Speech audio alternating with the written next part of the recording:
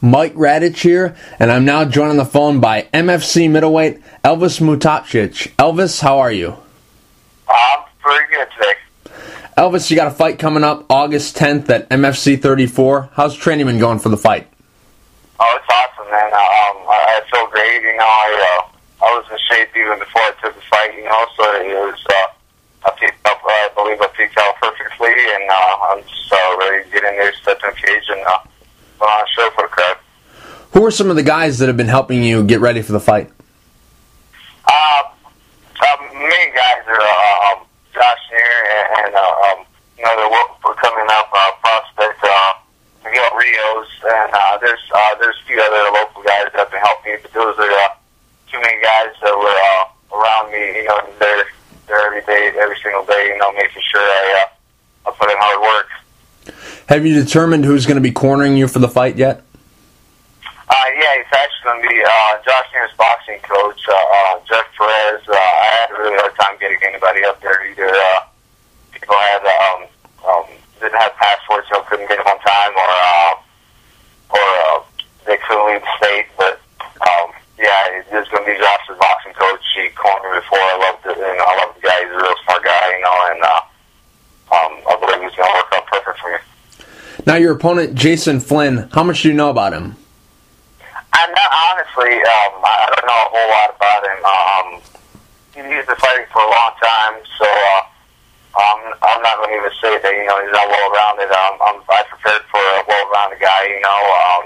From looking at his record and looking at a few videos that I saw of him, he looks like a ground guy, but I'm not counting on that. That could be deceiving, so I'm just going to be prepared for a guy that's well-rounded and that's going to be in great shape, ready to go in 15 minutes.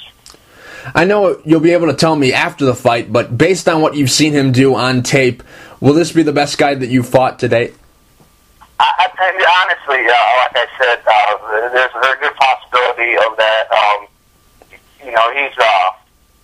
He's been around for a very long time. And he doesn't fight very often, which the one thing that is going to tell me, and if you're not fighting very often, you can pick it up to that extreme level of training, because you're not burned out for training all the time. So I'm going to be counting on him coming into great shape, and yeah, I'm ready for the best guy that ever fought, and I'm not expecting anything less from him. Elvis, why did you decide to sign with the MFC? Was it because they were the best organization that offered you? Was it a money thing? Was it the exposure you're going to get on Access TV? Ultimately, what led you to the MFC? It was one of the best organizations that offered me a contract, and it's exposure, and I just, I was ready to just go out there and showcase my skills, show my skills, and have people, was starting to figure out who I am, and a lot of people are going to start, climbing the ladder and fighting the best in the world. Now, Elvis, if I'm not mistaken, you're Bosnian, correct? That's correct. And Mark Pavlich, the owner of the MFC, he's Croatian. The first time you ever talked to him, did he ask you if you were Croatian or Bosnian, or did he ask you? Did that come up? He actually talked to my previous manager, and we were talking about a while back. We talked about signing with him, and he once my manager brought up my name, he recognized he recognized the last name, and he asked if I was from that part of the world. So he after we got out, after we talked for the first time, he asked me a lot of things, told me a little bit about his background, and it's not bad feeling, that somebody else from that part of the world. Now, your fight with Cesar Ferreira, who just won the Ultimate Fighter Brazil, you knocked him out in 25 seconds. How much of a factor did that play in them wanting to sign you? Did they say anything about that? Honestly, there was, I guess my manager was the one that was talking to him about the contract, and I'm sure he played a factor in it, How much of it was, I really don't know. The best person to ask that would be Mark Pavlich, but I'm sure he had a big part of him signing me. Now, this fight is going to take place in a ring. Is this your first time fighting in the ring? No, I actually started when I started fighting against Radich. I fought in the ring. I fought, I believe I fought 6 or 7 times in the ring at least. And so it's really not. And where we train at, I train the base background of the gym that I trained at is Muay Thai, and they got a ring in there, so I'm be pretty comfortable in the ring. Do you have a preference, ring or cage, or does it really not matter to you? You know, it really doesn't matter. If you really have to come down to it, I probably prefer cage, because you can use it offensively and defensively, you know, for yourself. But I guess, you know, you just got to be a little bit more aware about, you know, where you're at, because, you know, you really don't want to get stuck in the corner. Elvis, I'm curious, what happened with Superior Cage Combat? Because you were supposed to fight for their middleweight title, you suffered an injury, and then you haven't been back there fighting. What exactly happened with them? Well, after I got injured, I'm not even sure if they're in business anymore or not. But I had, you know, I was supposed to fight for the middleweight championship. So then after the injury, when I came back, you know, we had they had to offer me one fight, but they were offering me less money than what you know I had in the contracts for the previous fight. You know, to fight a better guy, and we was kind of disagreeing on money. You know, and you know, there's always going to be this disagreements. I just thought, you know, I deserved more money to fight a better guy than the guy that I had a contract with. So, you know, and they were offering me less. So it was just a disagreement. Now, your most recent loss was to Artenis Young for Shark Fights. What did you learn from that fight?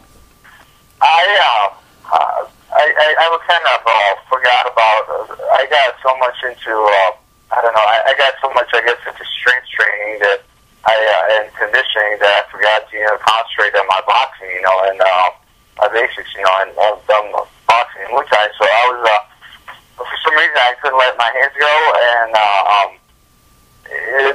I guess I couldn't.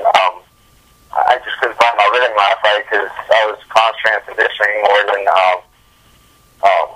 technique, you know, and more of a boxing endurance, you know, speed. So I got back to that. You know, I still make sure I'm really well conditioned, you know, but I also picked up my boxing back up where it was before that.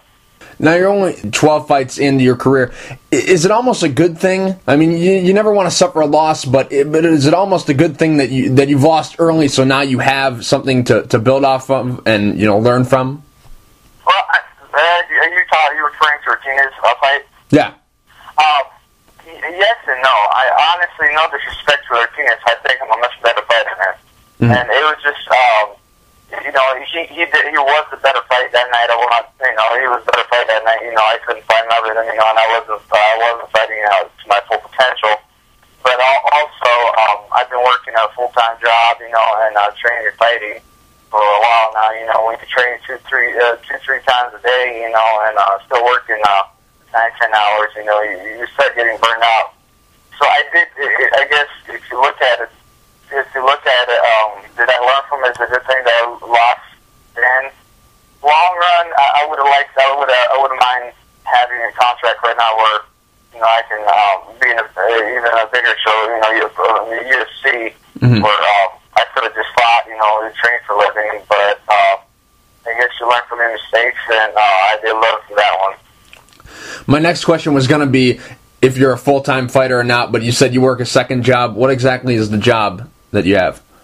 I'm actually industrial mechanic, so I do a lot of manual labor, which I kind of look at it as a little bit of strength conditioning that I get paid for.